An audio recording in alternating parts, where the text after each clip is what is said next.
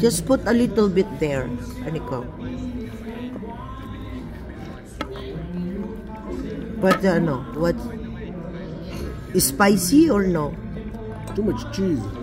Oh no, I don't like too much cheese. Don't like. Kain tayo ng salad.